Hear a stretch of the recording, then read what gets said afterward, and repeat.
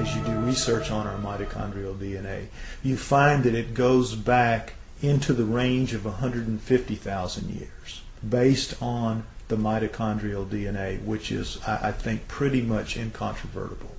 If we're 150 to 200,000 years old, that throws a huge, gigantic wrench into the establishment position that we evolved from creatures that were walking upright approximately 4 million years ago. The early Australopithecines, Lucy, everyone is familiar with her at around 3.2 to 3.5 million years ago, and they're finding new ones all the time. And all they say is to qualify as human is to be upright walking. If you're an upright walking pre-creature, you're called a pre-human. And even though all of those creatures, right through Neanderthal, from Lucy at 4 million years ago, right through the Homo habilis, Homo erectus, Neanderthal to Cro-Magnon, right up to Cro-Magnon, all of those creatures don't look anything like human beings as we are today. They are as different from us as primates. In fact, they look like primates. They look like upright walking primates. Up through Neanderthal, back to Lucy, and whatever's going to come before her. What could make something change so radically, literally overnight, in anthropological terms, and be anything remotely associated with Darwinism?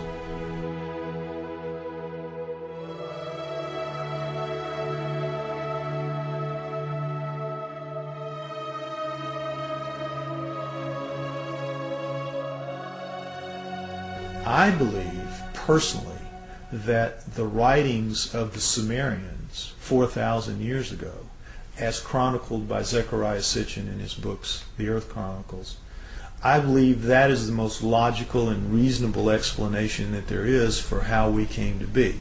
20-some odd years ago, Zecharia Sitchin wrote The 12th Planet.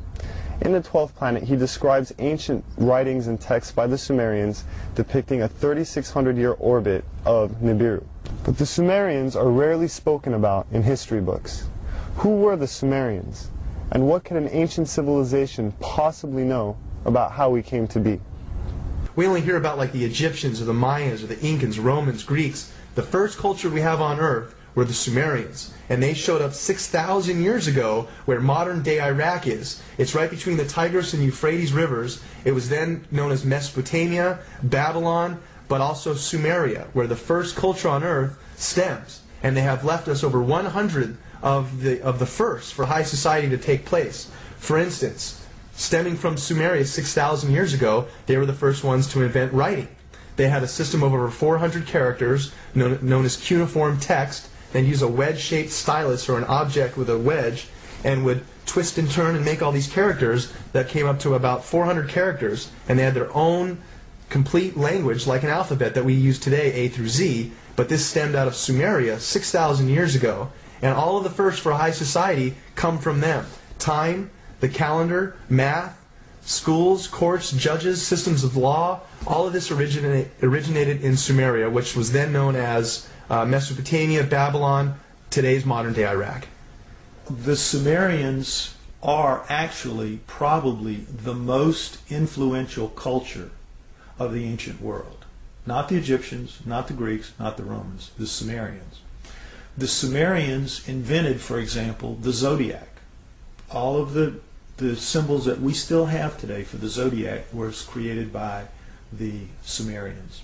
They tell an incredible story, the Sumerians do, of the Anunnaki, which is that there's another planet in our solar system, that gods, super beings, live on this planet, that these beings come to Earth. The Sumerians had a pantheon of gods, but it was living gods. They were the Sumerians worshipped living gods who lived and worked and had their lives among them. They were the Anunnaki. Among those Anunnaki, there were 12 leaders, 12 super gods, the bosses, the boss of bosses. Those 12 gods come down and are present in the Egyptian culture, in the Greek culture, and in the Roman culture. They just have different names, but they have basically the same personalities and the same functions.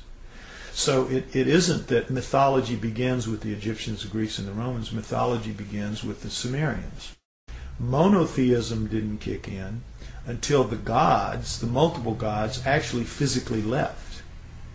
When we look at all the stories in the Bible about how God is a feared God, and if you do what God tells you, you are given the reprisal of going to heaven, or if you do wrong, you go to hell, and it's very black and white. But the Sumerians give us a lot more context into that line of thinking and how it came about in their image and after their likeness.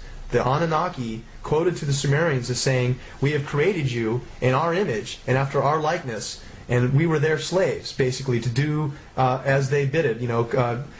Mine the gold, do their daily chores. We were basically their slaves. The leader said, "We'll make you a slave. We'll make you a servant." And that's the reason, the impetus, according again to the Sumerian writings, for the creation of human beings. The story of Noah is a classic that comes right out of the Sumerian texts. The word Eden, the Anunnaki called the land where they lived the Eden. The Adam, they called the worker slave that they created the Adamu, plural. Could the Anunnaki have genetically engineered humans? It sounds incredible until we consider that we ourselves genetically engineer the fruit and vegetables we eat every day. From tomatoes to apples and oranges to cloning Dolly the sheep. If we can genetically manipulate DNA, then who's to say that we weren't created or our DNA wasn't tampered with by another race of beings in the past? Now the question is, were we? Did they? And if we were, there must be some empirical evidence, some clues left behind, besides writing in a text that points to this. If you look at the human genome, you'll see that it looks very much like a primate genome, except the second and third chromosomes are fused into one. So, what does that solve? It gives you all the chromosomal material of the primate, but it's now only taking up the space in the combining process of 46. It is 46 chromosomes with 48 chromosomes of genomic material still in there. Now, how could nature do that? How could nature fuse those two chromosomes together in any length of time? It wouldn't happen. It couldn't happen.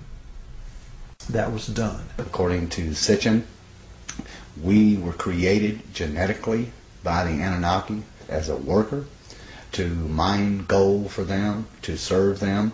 People out there, even if you're not a scholar, even if you're not anything, if you open your eyes a little bit to this and you start just doing your own research, you're going to find paths there that lead you to some things that are going to awaken new ideas into you. And the next few years, I think we're going to see a watershed of information that is going to absolutely rewrite every book of history. There is evidence left over this entire planet when you start thinking, and you must believe, that we are the offspring of these people. If there was a God, the God created those people before they created us. We are here because of an act of divine creation, but they were people just like us, only older, only more technically advanced. We need to rediscover that in ourselves, that we are a great civilization. We came from a great civilization. And I would tell anybody to look, open your eyes and look for it. Don't be blinded to something that's led to nothing but the slaughter of ourselves for thousands of years. And we still are at that point. We're still a warring society.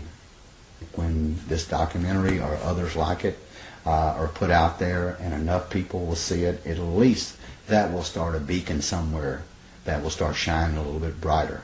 And so at some point we're going to see that we have a different history than what we've been given. The proof's there. Our true history may be indeed very different than what we've been taught through the ages. Whether this data has been withheld or our identities have just been forgotten, it is our responsibility now to rediscover who we are and where we're going.